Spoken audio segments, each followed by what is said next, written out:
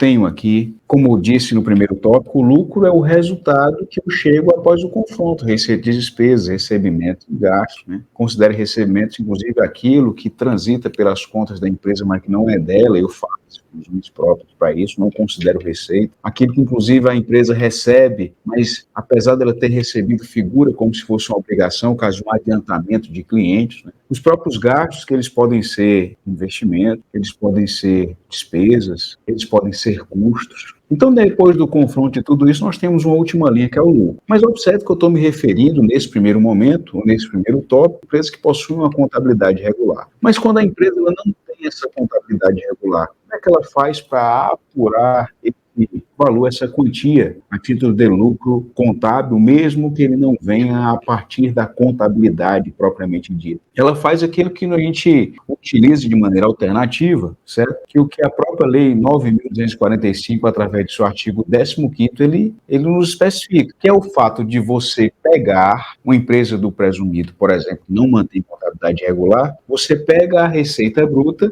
aplica sobre aquela receita o percentual que corresponde ao que nós temos de percentual para a presunção do lucro da atividade, que é, por exemplo, esses 8%, e veja só o que ela nos diz mais aqui. Repare, ela diz o seguinte, olha, eu pego esse valor que eu tenho aqui de receita bruta e aplico esse percentual de 8% para as atividades em geral. Ah, mas eu opero com revenda de combustível, de derivado do petróleo e tudo mais. Onde é que eu vejo as informações sobre isso? Qual o percentual? Tem 1,6%.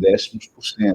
Então, eu pego esse valor aqui e eu chego à quantia que a empresa ela tem de lucro. Perfeito? Vamos verificar se existem outros apontamentos vinculados ao que tem aqui no artigo 10º. Eu tenho aqui na questão de lucros, ou cotas ou ações distribuídas em decorrência de aumento de capital por incorporação de lucros apurados, nem se já são outros termos, não incidência prevista no cálculo de lucros pagos ou creditados a beneficiário de todas as espécies de ações previstas no artigo 15º da Lei 6.404. Enfim, eu tenho aqui uma série de dispositivos que trazem informações adicionais, como a própria norma também traz. E aí eu posso gerar com vocês o seguinte questionamento, né? Por que a própria Lei 9.249, ela não fala sobre o que nós temos, por exemplo, de lucro que vem de empresa do Simples. Mas antes de falar do lucro da empresa do Simples, porque eu sei que ela tem uma lei própria, que é a Lei Complementar 123, de 2006, e ela tem uma resolução, né, que é a resolução do Comitê Gestor do Simples Nacional a 140,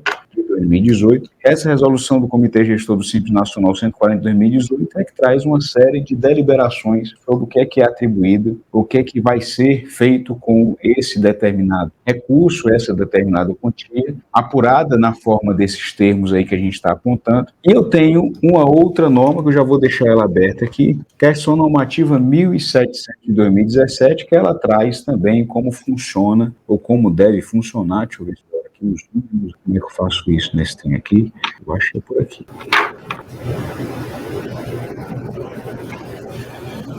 E aqui nessa Ação Normativa 1700, deixa eu ver aqui, procurar junto com vocês.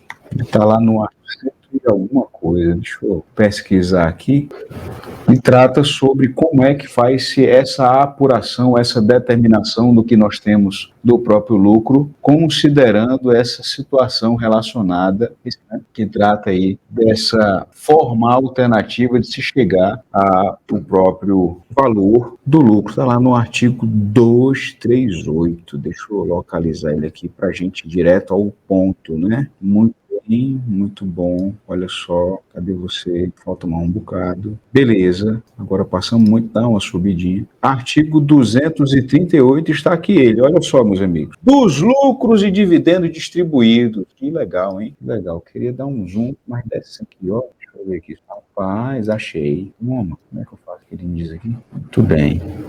Zoom, né? Muito bem, tá aqui. 238 dos lucros e dividendos. Olha só, ele confirma aquilo que nós havíamos verificado lá na Lei 9.249 e diz o seguinte, olha, não estão sujeitos ao imposto sobre a renda os lucros e dividendos pagos ou creditados a sócios, acionistas ou titulares de empresa individual, observado o disposto no capítulo 13 do normativo 1397. O disposto neste artigo, inclusive, abrange, inclusive, os lucros e dividendos atribuídos a sócios acionistas residentes ou domiciliados no exterior. Vamos aqui fazer uma anotação no nosso materialzinho, certo? Olha só, lá na instrução normativa, vamos botar aqui, né? Instrução normativa 1700 de 2017. Muito bem, está lá no artigo 238, vamos voltar para ver o que é que ele está dizendo para a gente de novo. Beleza. O valor da base de cálculo do imposto, olha só, no caso da pessoa jurídica tributada com base no lucro presumido ou arbitrado, poderão ser pagos ou creditados sem incidência de imposto de renda retido na fonte. Inciso primeiro, o valor da base de cálculo do imposto, diminuído do imposto de renda, da contribuição social, da contribuição por PIS e da COFINS que estiver sujeita à pessoa jurídica. A parcela de lucros ou dividendos excedentes a valor determinado no inciso primeiro, desde que a empresa demonstre, com base em escrituração contábil feita com observância da lei comercial, que o lucro efetivo é maior que o determinado segundo as normas para apuração da base de cálculo do imposto pela qual houver optado. Eu quero que você olhe para mim aqui. Olha aqui. Eu tenho duas maneiras de fazer essa apuração. Olha aqui para mim. No inciso